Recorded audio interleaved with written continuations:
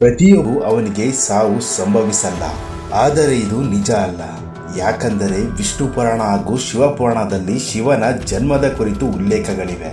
ಇನ್ನು ಶ್ರೀಮದ್ ದೇವಿ ಮಹಾಪುರಾಣದಲ್ಲಿ ಮಹಾಶಿವನ ಅಪ್ಪ ಅಮ್ಮನ ಬಗ್ಗೆಯೂ ಉಲ್ಲೇಖ ಮಾಡಿದ್ದಾರೆ. ಹಾಗಾದ್ರೆ ಯಾರು ಶಿವನ ಅಪ್ಪ ಅಮ್ಮ? ಕೆಲವರ ನಂಬಿಕೆ ಇದೆ ಬ್ರಹ್ಮನೇ ಶಿವನ ಅಪ್ಪವೆಂದು. ಯಾಕಂದ್ರೆ ವಿಷ್ಣು ಪುರಾಣದ ಒಂದು ಕಥೆಯಲ್ಲಿ ಶಿವನ ಒಂದೇ ಒಂದು ಬಾಲರೂಪವಿದೆ. ಅವರನ್ನು ನಾವು ರುದ್ರನ ಹೆಸರಿನಲ್ಲಿ ಕರೆಯುತ್ತೇವೆ. ಹಾಗೆ ನಂಬುತ್ತಾರೆ ರುದ್ರನ ಅಪ್ಪ ಸ್ವಯಂ ಬ್ರಹ್ಮದೇವ. ಆದರೆ ಇದರ ಸತ್ಯವೇನು? ಪೂರ್ತಿ ಜಗತ್ತಿಗೆ ಶಿಕ್ಷಣ ಕೊಡುವ ಶಿವನು ತನ್ನ ಶಿಕ್ಷಣವನ್ನು ಎಲ್ಲಿ ಪಡೆದರು? ಬನ್ನಿ ತಿಳಿಯೋಣ ಮಹಾಶಿವನ ಜನ್ಮದ ನಿಜವಾದ ರಹಸ್ಯವನ್ನು. ಹಾಗೆ ಇದಕ್ಕೂ ಮೊದಲು ವಿಡಿಯೋಗೆ ಒಂದು ಲೈಕ್ ಮಾಡಿ, ಹಾಗೆ ದಯವಿಟ್ಟು ನನ್ನ ಚಾನಲ್ ಅನ್ನು ಸಬ್ಸ್ಕ್ರೈಬ್ ಮಾಡಿ. ಶಿವಪುರಾಣದ ಅನುಸಾರ ಶಿವನು ಅಜನ್ಮಿ, ಅಂದರೆ ಅವನ ಜನ್ಮವೂ ಆಗಿಲ್ಲ. ಹಾಗೆ ಅವನು ಒಬ್ಬ ಸ್ವಯಂಭೂ ಎಂದು. ಅಂದರೆ ಇದರ ಅರ್ಥ ಶಿವನಿಗೆ ಅಪ್ಪ ಅಥವಾ ಅಮ್ಮ ಆಗಲಿ ಇಲ್ಲವೆಂದು. ಆದರೆ ವಿಷ್ಣು ಪುರಾಣದಲ್ಲಿ ಬೇರೆನೇ ರೀತಿಯಲ್ಲಿ ವರ್ಣನೆ ಕಾಣಸಿಗುತ್ತೆ. ಅದರ ಅನುಸಾರ ವಿಷ್ಣುವಿನ ಒಕ್ಕಳಿನಿಂದ ಬಂದ ಕಮಲದ ಹೂವಿಂದ ಬ್ರಹ್ಮನು ಸೃಷ್ಟಿಯಾದನು. ಅದೇ ಸಮಯದಲ್ಲಿ ಅವನ ಹಣೆಯಿಂದ ಬಂದ ಬೆಳಕಿನಿಂದ ಶಿವನು ಸೃಷ್ಟಿಯಾದನು. ಇದೇ ಕಾರಣದಿಂದ ಮಹಾಶಿವನನ್ನು ತುಂಬಾ ಸಮಯದ ಕಾಲ ಧ್ಯಾನ ಮುದ್ರೆಯಲ್ಲಿ ತೋರಿಸುತ್ತಾರೆ. ಆದರೆ ಶಿವಪುರಾಣದಲ್ಲಿ ಇದರ ತದ್ವಿರೋಧದಲ್ಲಿ ವರ್ಣನೆ ಮಾಡಿದ್ದಾರೆ.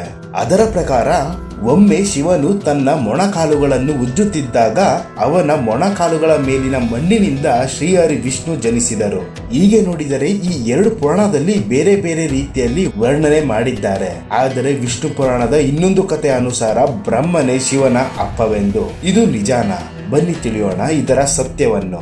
ಆದರೆ ಈ ಕಥೆಯನ್ನು ತಿಳಿಯುವ ಮುನ್ನ ಇನ್ನೊಂದು ಕಥೆಯನ್ನು ತಿಳಿಯೋಣ. ಈ ಕಥೆ ಬಹಳ ಪ್ರಚಲಿತದಲ್ಲಿದೆ. ಇದೇ ಕಥೆಯ ಅನುಸಾರ ಶಿವನಿಗೆ ಆದಿ ಅನಾದಿಯ ಪಟ್ಟ ಸಿಕ್ಕಿತ್ತು. ಅಂದರೆ ಇವರಿಗೆ ಯಾವುದೇ ರೀತಿಯ ಶುರು ಅಥವಾ ಕೊನೆ ಇಲ್ಲವೆಂದು. ಆ ಒಂದು ಸಮಯದ ಕಾಲದಲ್ಲಿ ಭಗವಂತ ವಿಷ್ಣು ಹಾಗೂ ಬ್ರಹ್ಮನ ನಡುವೆ ಯಾರು ದೊಡ್ಡವರು ಎಂದು ಘರ್ಷಣೆ ಶುರುವಾಗುತ್ತೆ. ಬ್ರಹ್ಮನಿಗೆ ತಾನು ಸೃಷ್ಟಿಕರ್ತ ಹಾಗೂ ಸೃಷ್ಟಿಯ ರಚನೆಯು ನನ್ನಿಂದಲೇ ಎನ್ನುವ ಅಭಿಮಾನವಿತ್ತು. ಹಾಗೆ ಅಲ್ಲಿ ವಿಷ್ಣುವಿಗೆ ಈ ಜಗತ್ತಿನ ಪಾಲನೆ ನಾನೇ ಮಾಡುವುದು ಎನ್ನುವ ಗರ್ವವಿತ್ತು. ಇಬ್ಬರ ನಡುವೆ ಸಂಘರ್ಷ ತುಂಬಾ ದೊಡ್ಡದಾಗಿತ್ತು. ಆಗಲೇ ಇಬ್ಬರ ನಡುವೆ ಒಂದು ವಿಶಾಲವಾದ ಕಂಬ ಬಂದು ನಿಂತಿತ್ತು. ಆ ಕಂಬದ ಒಳಗಿನಿಂದ ಅಶೀರವಾಹಿನಿ ಬಂತು. ಯಾರು ಈ ಕಂಬದ ಕೊನೆಯನ್ನು ಹುಡುಕುತ್ತೀರಾ ಅವರೇ ಸರ್ವಶ್ರೇಷ್ಠರು ಎಂದು. ಇದನ್ನು ಕೇಳಿ ಇಬ್ಬರು ಕಂಬದ ಕೊನೆಯನ್ನು ಹುಡುಕುವ ನಿರ್ಣಯ ತಾಂಡರು. ಬ್ರಹ್ಮನು ಅಂಶದ ರೂಪ ಧಾರಣೆ ಮಾಡಿ ಕಂಬದ ಮೇಲಿನ ತುದಿಯನ್ನು ಹುಡುಕಲು ಹಾರಿ ಹೋಗಿದರು. ಹಾಗೆ ವಿಷ್ಣುನು ವರಾಹ ರೂಪ ಧಾರಣೆ ಮಾಡಿ ಕಂಬದ ಕೆಳಗಿನ ತುದಿಯನ್ನು ಹುಡುಕಲು ಹೋದರು. ಸಾವಿರಾರು ವರ್ಷಗಳು ಹುಡುಕಿದರೂ ಅವರಿಗೆ ಆ ಕಂಬದ ತುದಿ ಸಿಗುವುದಿಲ್ಲ. ಇದರಿಂದ ಅವರು ಸುಸ್ತಾಗಿ ಸೋತು ವಾಪಸ್ಸು ಬರುತ್ತಾರೆ. ಕೊನೆಯಲ್ಲಿ ಕಂಬದ ಮಧ್ಯದಿಂದ ಮಹಾಶಿವನು ಪ್ರಕಟವಾದರು. ಈ ಕತೆ ಈ ಸಾರವನ್ನು ಹೇಳುತ್ತದೆ, ಮಹಾಶಿವನ ಯಾವುದೇ ಆದಿ ಅಥವಾ ಅಂತ್ಯ ಇಲ್ಲವೆಂದು. ಆದರೆ ಸ್ನೇಹಿತರೆ, ನಿಮಗೆ ಇದು ತಿಳಿದಿದ್ಯಾ? ಇದಾದ ಮೇಲೆ ಮಹಾವಿಷ್ಣು ಹಾಗೂ ಬ್ರಹ್ಮನು ಸೋತು ವಾಪಸ್ಸು ಬರುತ್ತಾರೆ. ಅಲ್ಲಿ ಶಿವನು ಪ್ರಕಟವಾಗಿ ಇಬ್ಬರಲ್ಲೂ ಕೇಳುತ್ತಾರೆ, ನಿಮಗೆ ಈ ಕಂಬದ ಅಂತ್ಯದ ತುದಿ ಸಿಕ್ಕಿತಾ? ವಿಷ್ಣುನು ನಿರಾಸೆಯಿಂದ ಹೇಳಿದರು, ಇದರ ಕೊನೆಯನ್ನು ಹುಡುಕಲು ನಾನು ಅಸಫಲತೆ ಉಂಟಾಯಿತು.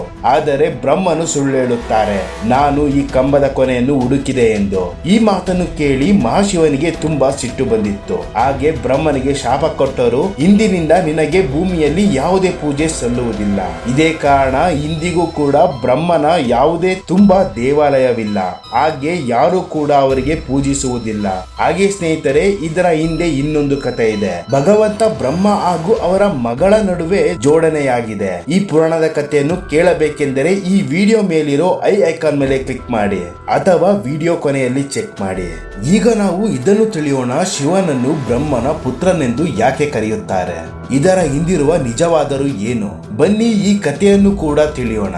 ವಿಷ್ಣು ಪುರಾಣದ ಅನುಸಾರ ಸೃಷ್ಟಿಯ ಆರಂಭದ ಸಮಯದಲ್ಲಿ ಪ್ರತಿ ಪ್ರದೇಶವು ಪೂರ್ತಿ ಬ್ರಹ್ಮಾಂಡವು ನೀರಿನಿಂದ ಕೂಡಿತ್ತು. ಅಲ್ಲಿ ಯಾವುದೇ ದೇವರು, ಜನರು ಹಾಗೂ ಯಾವುದೇ ಜೀವಜಂತು ಕೂಡ ಇರಲಿಲ್ಲ.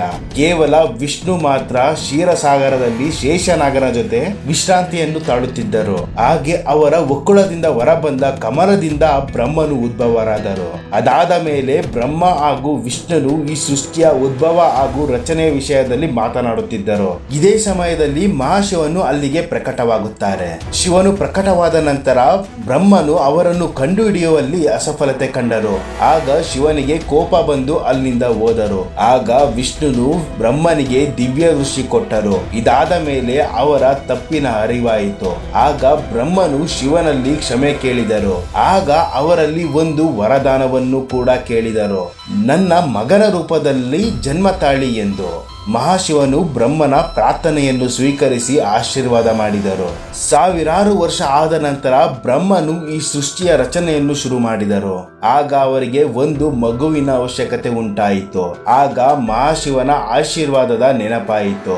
ಇದಾದ ನಂತರ ಬ್ರಹ್ಮನು ಕಠೋರ ತಪಸ್ಸು ಮಾಡಿದರು. ಅವರ ತಪಸ್ಸಿಗೆ ಪ್ರಸನ್ನವಾಗಿ ಭಗವಂತ ಶಿವನು ಬಂದು ಮಗುವಿನ ರೂಪದಲ್ಲಿ ಬ್ರಹ್ಮನ ಮಡಿಲಲ್ಲಿ ಪ್ರಕಟವಾದರು. ನಿಮ್ಮ ಮಾಹಿತಿಗಾಗಿ ಹೇಳುವೆ, ಇದು ಮಹಾಶಿವನ ಒಂದೇ ಒಂದು ಬಾಲಶಿವನ ಅವತಾರವಾಗಿದೆ. ಶಿವನು ಬಾಲ ರೂಪದಲ್ಲಿ ಪ್ರಕಟವಾದ ನಂತರ ತುಂಬಾನೇ ಅಳಲು ಆರಂಭಿಸಿದರು. ಆಗ ಬ್ರಹ್ಮನು ಅಳುವ ಕಾರಣ ಏನು ಎಂದು ಕೇಳಿದರು. ಆಗ ಬಾಲಶಿವನು ತುಂಬಾ ಮುದ್ದಾಗಿ ಹೇಳಿದರು, ನನಗೆ ಯಾವುದೇ ಹೆಸರಿಲ್ಲವೆಂದು. ಆಗ ಬ್ರಹ್ಮನು ಅವರಿಗೆ ರುದ್ರ ಎಂದು ಹೆಸರಿಟ್ಟರು. ಇದರ ಅರ್ಥವೇನೆಂದರೆ ಅಳುವವನು ಎಂದು. ಇದಾದ ನಂತರವೂ ಶಿವನು ಸುಮ್ಮನೆ ಇರಲಿಲ್ಲ, ಏಕೆಂದರೆ ಅವರಿಗೆ ಈ ಹೆಸರು ಇಷ್ಟವಾಗಲಿಲ್ಲ. ಇದಾದ ನಂತರ ಬ್ರಹ್ಮನು ಇನ್ನೊಂದು ಹೆಸರಿಟ್ಟರು, ಅದುವೇ ಸರ್ವ ಎಂದು. ಆದರೆ ಶಿವನಿಗೆ ಇದು ಕೂಡ ಇಷ್ಟವಾಗಲಿಲ್ಲ. ಇದಾದ ಮೇಲೆ ಬ್ರಹ್ಮನು ಇನ್ನೂ ತುಂಬಾ ಹೆಸರಿಟ್ಟರು. ಅದರಲ್ಲಿ ಭವ, ಉಗ್ರ, ಭೀಮ, ಪಶುಪತಿ, ಈಶಾನ್, ಮಹಾದೇವ, ಹೀಗೆ ಇದೇ ರೀತಿ ಬ್ರಹ್ಮನು ಶಿವನಿಗೆ 108 ಹೆಸರಿಟ್ಟರು. ಹಾಗೆ ನಂಬುತ್ತಾರೆ ಈ ಎಲ್ಲ ಹೆಸರನ್ನು ಭೂಮಿಯಲ್ಲೇ ಬರೆಯಲಾಗಿದೆ ಎಂದು. ಆದರೆ ಸ್ನೇಹಿತರೆ, ಶಿವನ ಜನನದ ನಿಜವಾದ ಸತ್ಯವನ್ನು ನಾವು ಇನ್ನೂ ತಿಳಿದಿಲ್ಲ. ಬನ್ನಿ ಈಗ ನಾವು ತಿಳಿಯೋಣ ಮಹಾಶಿವನ ಜನನದ ನಿಜವಾದ ಕಥೆಯನ್ನು. ಯಾರು ಅವರ ಅಪ್ಪ ಅಮ್ಮ? ಇದಕ್ಕೂ ಮುನ್ನ ನಿಮ್ಮಲ್ಲಿ ಒಂದು ಸ್ಮಾಲ್ ರಿಕ್ವೆಸ್ಟ್, ನಿಮಗೆ ಈ ವಿಡಿಯೋ ಇಷ್ಟವಾಗುತ್ತಿದ್ದರೆ ದಯವಿಟ್ಟು ನಿಮ್ಮ ಸ್ನೇಹಿತರಿಗೆ, ಸಂಬಂಧಿಕರಿಗೆ ಹಾಗೂ ಶಿವ ಭಕ್ತರಿಗೆ ಶೇರ್ ಮಾಡಿ ಹಾಗೂ ಚಾನೆಲ್ ಅನ್ನು ಸಬ್ಸ್ಕ್ರೈಬ್ ಮಾಡಿ. ಶ್ರೀಮದ್ ದೇವಿ ಭಾಗವತ ಪುರಾಣದಲ್ಲಿ ಶಿವನ ಅಪ್ಪ ಅಮ್ಮನ ಹಾಗೂ ಅವರ ಜನ್ಮದ ಬಗ್ಗೆ ಹೇಳಲಾಗಿದೆ. ಇಲ್ಲಿ ನಮಗೆ ತ್ರಿದೇವರಾದ ಬ್ರಹ್ಮ ಹಾಗೂ ವಿಷ್ಣುವಿನ ಜನ್ಮದ ಸತ್ಯವನ್ನು ನೋಡಸಿಗುತ್ತೆ. ನಾವು ಯಾವಾಗೆಲ್ಲ ಶಿವನ ಬಗ್ಗೆ ಮಾತನಾಡುತ್ತೀವಿ, ನಾವು ನಿರಾಕಾರ ರೂಪದಲ್ಲಿ ಯೋಚನೆ ಮಾಡುತ್ತೀವಿ. ಯಾವಾಗೆಲ್ಲ ಸದಾಶಿವನ ಬಗ್ಗೆ ಮಾತನಾಡುತ್ತೀವಿ, ಈಶ್ವರ ಮಹಾನ್ ಆತ್ಮ ರೂಪದಲ್ಲಿ ನೋಡುತ್ತೀವಿ. ಯಾವಾಗೆಲ್ಲ ಶಂಕರ ಅಥವಾ ಮಹೇಶ ಎಂದು ಕರೆಯುತ್ತೇವೆ, ಸತಿ ಅಥವಾ ಪಾರ್ವತಿಯ ಗಂಡನ ರೂಪದಲ್ಲಿ ನೋಡುತ್ತೇವೆ. ಇಲ್ಲಿ ನಾವು ತುಂಬಾ ಜನ ಭಕ್ತರು ಭೇದ ಭಾವ ಮಾಡಲ್ಲ, ಈ ಶಿವನ ರೂಪ ಬೇರೆ ಬೇರೆ ಎಂದು. ಇಲ್ಲಿ ಈಗ ಶ್ರೀಮದ್ ದೇವಿ ಪುರಾಣದಲ್ಲಿ ನೋಡೋದಾದರೆ, ಒಮ್ಮೆ ನಾರದನು ತನ್ನ ತಂದೆಯಾದ ಬ್ರಹ್ಮನಲ್ಲಿ ಕೇಳಿದರು, ಈ ಸೃಷ್ಟಿಯ ಆರಂಭ ಯಾರು ಮಾಡಿದರು? ಹಾಗೆ ಮಹಾಶಿವ, ವಿಷ್ಣು ಹಾಗೂ ನಿಮ್ಮ ಅಪ್ಪ ಯಾರೆಂದು. ಆಗ ಬ್ರಹ್ಮನು ಉತ್ತರ ಕೊಡುತ್ತಾ ಹೇಳಿದರು, ಪ್ರಕೃತಿಯ ತಾಯಿ ದುರ್ಗಾ ಹಾಗೂ ಕಾಲ ಸದಾಶಿವನೇ ನಮ್ಮ ತಂದೆ ತಾಯಿ ಎಂದು. ಹಾಗೆ ಅವರೇನೆ ತ್ರಿದೇವರನ್ನು ಎಂದರೆ ಬ್ರಹ್ಮ, ವಿಷ್ಣು ಹಾಗೂ ಶಿವನ ರಚನೆ ಮಾಡಿದ್ದು.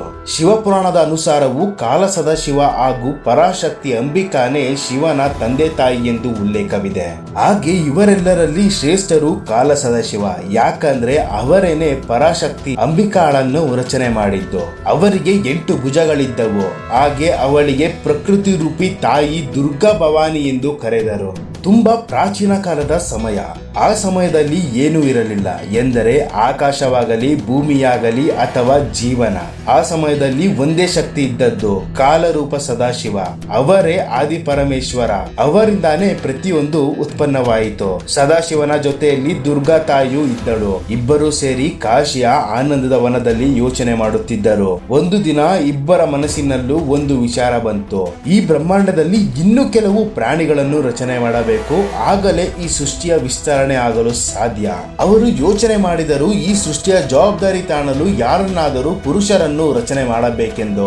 ಯಾಕೆಂದರೆ ಮುಂದೆ ಅವರು ಧ್ಯಾನದ ಸ್ಥಿತಿಗೆ ಹೋಗಿ ಮೋಕ್ಷದ ರೂಪದಲ್ಲಿ ತಲ್ಲೀನರಾಗಲು. ಇದೇ ಉದ್ದೇಶದಿಂದ ಸದಾಶಿವನು ತನ್ನ ಎಡಭಾಗದಿಂದ ಭಗವಂತ ವಿಷ್ಣುವನ್ನು ಪ್ರಕಟಿಸಿದರು. ಎಂದರೆ ಅವರ ಶರೀರದ ಒಂದು ಅಂಗದ ಭಾಗದಲ್ಲಿ ವಿಷ್ಣುವಿನ ಜನ್ಮ ಕೊಟ್ಟರು. ಇದಾದ ನಂತರ ಸದಾಶಿವ ಹಾಗೂ ದುರ್ಗಾದೇವಿಯು ಇನ್ನೊಂದು ಸುಜಲಶೀಲ ಯೋಜನೆ ಮಾಡಿದರು. ಅದುವೇ ಬ್ರಹ್ಮನ ರಚನೆ. ಈ ಬಾರಿ ಅವರು ತಮ್ಮ ಬಲಭಾಗದಿಂದ ಬ್ರಹ್ಮನನ್ನು ಉತ್ಪನ್ನ ಮಾಡಿದರು. ಹಾಗೆ ವಿಷ್ಣುವಿನ ಒಕ್ಕಲಿನಿಂದ ಬಂದ ಕಮಲದ ಹೂವಿನಲ್ಲಿ ಕೂರಿಸಿದರು. ಅದೇ ಕಮಲ ಬ್ರಹ್ಮನ ಆಸನವಾಯಿತು. ಈಗ ಬ್ರಹ್ಮನು ಆ ಕಮಲದಿಂದ ಉತ್ಪನ್ನರಾದರು. ಹಾಗೆ ಸೃಷ್ಟಿಯ ನಿರ್ವಹಣೆಯ ಕಾರ್ಯ ಶುರು ಮಾಡಿದರು. ಆದರೆ ಒಂದು ಸಮಯದಲ್ಲಿ ಹೀಗಾಯಿತು, ಬ್ರಹ್ಮ ಹಾಗೂ ವಿಷ್ಣುವಿನ ನಡುವೆ ಒಂದು ದೊಡ್ಡ ವಿವಾದ ಶುರುವಾಯಿತು. ಅವರಲ್ಲಿ ಯಾರು ಶ್ರೇಷ್ಠರು? ಇಬ್ಬರ ಜಗಳ ದೊಡ್ಡದಾಗಿ ಹೋಯಿತು. ಅಚಾನಕ್ಕಾಗಿ ಒಂದು ದೊಡ್ಡ ಕಂಬ ಪ್ರಕಟವಾಯಿತು. ಈ ಕಥೆಯನ್ನು ನಾವು ಈ ವಿಡಿಯೋ ಮೊದಲೇನೆ ತಿಳಿದಿದ್ದೇವೆ. ಈ ದಿವ್ಯ ಪ್ರಕಾಶದಿಂದ ಒಂದು ದಿವ್ಯವಾಣಿ ಬಂದಿತ್ತು. ಅದು ಒಂದು ಜ್ಯೋತಿರ್ಲಿಂಗದ ರೂಪದಲ್ಲಿತ್ತು.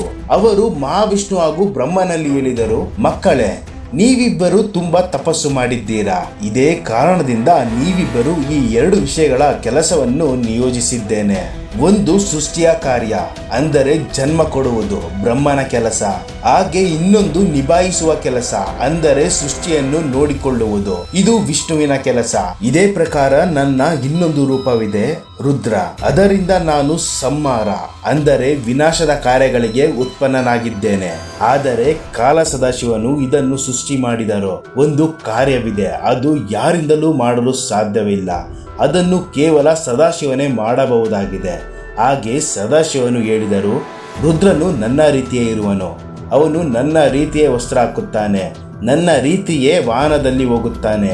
ಹಾಗೆ ನನ್ನ ರೀತಿ ಅಸ್ತ್ರ ಶಸ್ತ್ರ ಇಟ್ಟುಕೊಳ್ಳುತ್ತಾನೆ. ಅವನ ರೂಪ, ಕೆಲಸ ಪ್ರತಿಯೊಂದು ನನ್ನ ಸರಿಸಮವಾಗಿರುತ್ತದೆ. ಇದೇ ಪ್ರಕಾರ ಈ ಕಥೆ ನಮಗೆ ಹೇಳುತ್ತದೆ, ಈ ಪೂರ್ಣ ಬ್ರಹ್ಮಾಂಡದ ರಚನೆ ಸದಾಶಿವ ಹಾಗೂ ಶಕ್ತಿ ರೂಪ ದುರ್ಗಾದೇವಿಯಿಂದ ಆಗಿದೆ. ಬ್ರಹ್ಮ, ವಿಷ್ಣು, ರುದ್ರ, ಮಹೇಶ ಇವರೆಲ್ಲರೂ ಸದಾಶಿವನ ಅಂಶವಾಗಿದ್ದಾರೆ. ಹಾಗೆ ಅವರು ಬೇರೆ ಬೇರೆ ಕೆಲಸಗಳಲ್ಲಿ ಜವಾಬ್ದಾರಿ ತಾಂಡಿದ್ದಾರೆ, ಯಾಕೆಂದರೆ ಸೃಷ್ಟಿ ಸರಿಯಾದ ರೀತಿಯಲ್ಲಿ ನಡೆಯಲೆಂದು. ಆದರೆ ಸ್ನೇಹಿತರೆ, ಮಹಾಶಿವನ ಕಥೆ ಇಲ್ಲಿಗೆ ಮುಕ್ತಾಯವಾಗುವುದಿಲ್ಲ. ಇನ್ನೊಂದು ರೋಚಕ ಕಥೆ ಇದೆ. ಅದರ ಪ್ರಕಾರ ಒಂದು ಬಾರಿ ಕೆಲವು ಸಾಧು ಸಂತರು ಭಗವಂತ ಶಿವನ ಜನ್ಮದ ಬಗ್ಗೆ ಕೇಳಿದರು. ಆಗ ಭಗವಂತ ಶಿವನು ಉತ್ತರ ಕೊಟ್ಟರು. ಅದುವೇ ಎಲ್ಲರಿಗೂ ಆಶ್ಚರ್ಯಗೊಳಿಸಿತು. ಬನ್ನಿ ಆ ಕೊನೆಯ ಕಥೆಯನ್ನು ತಿಳಿಯೋಣ.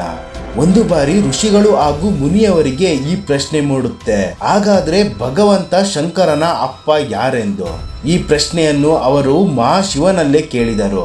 ಮಹಾಶಿವ, ನೀವು ನಮ್ಮೆಲ್ಲರ ಜನ್ಮದಾತ, ಆದರೆ ನಿಮ್ಮ ಜನ್ಮದಾತ ಯಾರು? ನಿಮ್ಮ ಅಪ್ಪ ಅಮ್ಮನ ಹೆಸರೇನು? ಈ ಪ್ರಶ್ನೆಗೆ ಉತ್ತರ ಕೊಡುತ್ತಾ ಮಹಾಶಿವನು ಹೇಳಿದರು, ಏ ಮುನಿವರೆಯರೇ, ನನ್ನ ಜನ್ಮದಾತ ಭಗವಂತ ಬ್ರಹ್ಮದೇವನು. ಈ ಸೃಷ್ಟಿಯ ನಿರ್ಮಾಣ ಮಾಡುವ ಭಗವಂತ ಬ್ರಹ್ಮನು ಜನ್ಮ ನೀಡಿದ್ದಾರೆ. ಇದರ ನಂತರ ಋಷಿಯರು ಮತ್ತೊಮ್ಮೆ ಮಹಾಶಿವನಿಗೆ ಕೇಳಿದರು, ಬ್ರಹ್ಮ ನಿಮ್ಮ ಅಪ್ಪವಾದರೆ ನಿಮ್ಮ ತಾತ ಯಾರು? ಆಗ ಶಿವನು ಉತ್ತರ ಕೊಡುತ್ತಾ ಹೇಳಿದರು, ಈ ಸೃಷ್ಟಿಯ ಪಾಲನೆ ಮಾಡುತ್ತಿರುವ ಭಗವಂತ ಶ್ರೀಹರಿ, ಎಂದರೆ ಭಗವಂತ ವಿಷ್ಣುನೇ ನನ್ನ ತಾತ. ಮಹಾಶಿವನ ಲೀಲೆಯಿಂದ ತಲ್ಲೀನಗೊಂಡ ಋಷಿಗಳು ಮತ್ತೊಮ್ಮೆ ಒಂದು ಪ್ರಶ್ನೆ ಕೇಳಿದರು, ನಿಮ್ಮ ಅಪ್ಪ ಬ್ರಹ್ಮವಾದರೆ, ಹಾಗೆ ನಿಮ್ಮ ತಾತ ಭಗವಂತ ವಿಷ್ಣುವಾದರೆ ನಿಮ್ಮ ಮುತ್ತಾತ ಯಾರು? ಮಹಾಶಿವನು ನಗಾಡುತ್ತಾ ಉತ್ತರ ಕೊಟ್ಟರು, ಸ್ವಯಂ ಭಗವಂತ ಶಿವ. ಇದಾದ ನಂತರ ಋಷಿ ಮುನಿಯರಿಗೆ ಅರ್ಥವಾಯಿತು, ಮಹಾಶಿವನಿಗಿಂತ ದೊಡ್ಡವರು ಯಾರು ಇಲ್ಲ, ಹಾಗೆ ಯಾರು ಆಗುವುದೂ ಇಲ್ಲ. ಹಾಗೆ ಸ್ನೇಹಿತರೆ, ನಿಮಗೆ ಗೊತ್ತಿದೆಯಾ ಭಗವಂತ ಶಿವನಿಗೆ ಅವನ ವಸ್ತ್ರಾಭರಣ ಎಲ್ಲಿಂದ ಸಿಕ್ಕಿತ್ತು ಎಂದು? ಮಹಾಶಿವನು ತಮ್ಮ ದೇಹದಲ್ಲಿ ಬಹಳಷ್ಟು ಆಭರಣಗಳನ್ನು ಹಾಕುತ್ತಾರೆ. ಎಂದರೆ ಗಂಗೆ, ಚಂದ್ರ, ವಾಸುಕಿನಾಗ, ತ್ರಿಶೂಲ, ಡಮರು, ಭಸ್ಮ, ಈ ಎಲ್ಲ ಆಭರಣ ಹಾಗೂ ಶಸ್ತ್ರಗಳು ಎಲ್ಲಿಂದ ಸಿಕ್ಕವು? ಹಾಗೆ ಇನ್ನು ಈ ನಂದಿಯ ರಹಸ್ಯ, ನೀವು ಕೂಡ ಈ ರಹಸ್ಯವನ್ನು ತಿಳಿಯಬೇಕೆಂದರೆ ನಮಗೆ ಕಮೆಂಟ್ನಲ್ಲಿ ಹೇಳಿ.